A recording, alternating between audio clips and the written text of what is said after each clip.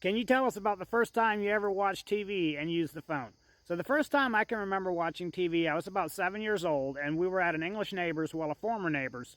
We moved when I was 6, and I remember going back the following year to visit them. And we stopped in at their house briefly with a horse and buggy, and we sat in the couch, and I remember their kids were in there watching The Jungle Book. And that is what we were watching. I remember watching it for like 20, 30 minutes. And then my parents were like, we got to go. And I was like, can't we stay a little bit longer so I can find out what happens? Like, I wanted to find out what happened to this little kid, you know, because I was so invested in this story. And I never got to find out what happened to the rest of that story. And then later when my son was born, we actually had that movie and he watched it and I watched it with him. I couldn't remember, like it wasn't the same. It wasn't the suspense that I remembered as a kid. You know, it wasn't anything serious to me now.